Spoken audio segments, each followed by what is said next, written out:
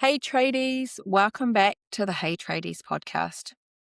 Today's episode is a little bit different. We're not talking about Fergus, cash flow, or systems. Instead, I want to tell you about something I did this weekend that honestly has probably given me some more clarity than I've had in months. I took myself away by myself for a solo business retreat. Now, before you switch off thinking that's a bit fluffy, stick with me because I genuinely think every business owner should do this at least once a year. Not because you need a fancy hotel, not because you need some expensive retreat, but because sometimes the biggest thing your business needs is for you to get out of it for a day or two. It wasn't even planned. This actually wasn't something I had booked in months in advance. It happened because life created an opportunity.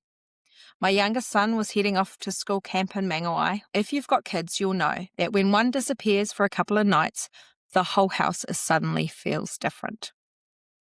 I sat there with the idea for about 24 hours, and then on Thursday night, I thought, you know what? I'm going. I booked some accommodation, I packed the car, and headed north. I nearly talked myself out of it. You know, those thoughts? It's a waste of money. I should stay home. I've got too much to do. That's exactly why I needed to go. And it didn't start out perfectly. Now, because life likes to keep us humble, the weekend didn't actually start how I imagined.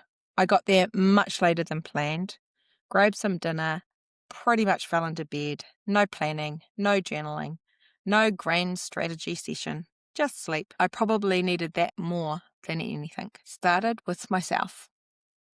Saturday morning, I got up early. If you've ever been to Mangawai, it's beautiful. I walked from the boat ramp all the way up to the heads and the cliffs and back, about 6 kilometres. It was freezing, like 3 degrees. Probably one of those mornings where normal people stay in bed.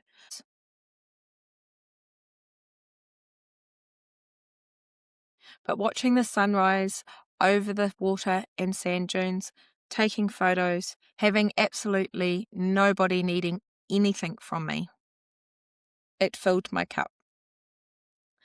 It was a solid place than my normal Saturday cardio session at BFT, but getting outside first thing in the morning completely changed my headspace before I even opened my laptop. Why I needed this. One thing I realized while I was away, I'm almost never truly by myself. There's always someone. Clients, my team, my husband, the kids, my father-in-law, international students, phone notifications, emails. There's always noise. And I don't just mean actual noise.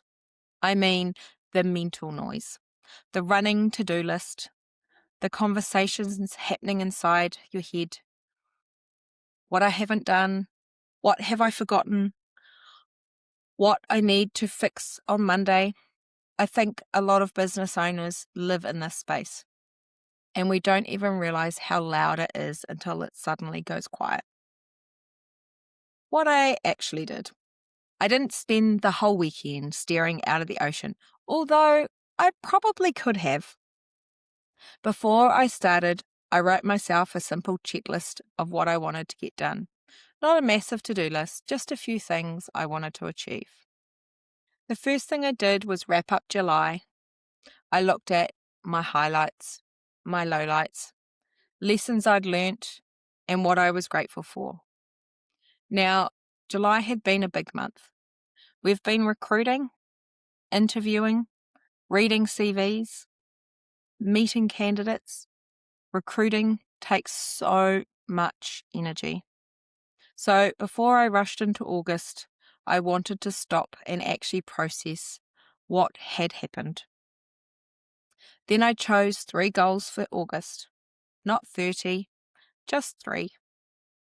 Because I've learned over the years, less usually gets done better, looking back before moving forward. One of the best things I did was pull out my annual goals. The ones I had written back in January, and honestly, this year hasn't gone exactly how I planned. But does it ever? I think that's the point. Plans change, life happens, businesses change, opportunities come along, curveballs happen. But here's what surprised me. When I actually started ticking things off, I'd achieved far more than I'd given myself credit for. One of my goals this year was launching this podcast. Not only did I launch it, this is episode 25. 25 episodes. I actually had to stop for a minute because I'd been so busy creating the next episode, I'd forgotten to celebrate the fact that I'd already created 25. Celebrating the wins. I think we are terrible at this as business owners. We move the goalposts. We hit one milestone and immediately start chasing the next. No celebrations, no reflections, just what's next. The same thing happened with my fitness. Last week, I completed 250 sessions at BFT. I also finished another 8-week challenge. Those goals I'd written down, but I'd already mentally moved on. This weekend reminded me to actually celebrate them. Working backwards. One of the things I worked on came from a virtual retreat with my business coach. Instead of asking, how many clients do I want? We worked backwards. If I know my team's capacity, if I know my conversion rate, how many discovery calls do I actually need? That changed everything because suddenly the goal became measurable, not wishful thinking. My biggest takeaway. Sunday ended up being my favorite part. I opened up a blank page on my iPad and I started writing. Every win, every lesson, every highlight, every achievement. Numbered, one after the other.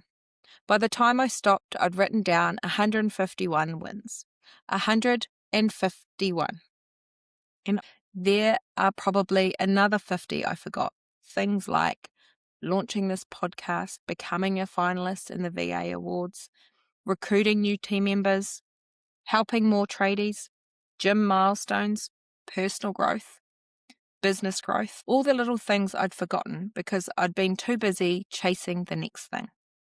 It completely changed my perspective because, if I'm honest, there have been moments this year where I felt like the business was imploding. You know, those weeks where everything feels hard, where all you can see are the problems. But writing down those wins reminded me, actually, we're doing all right. We've achieved a lot. Why tradies need to do this.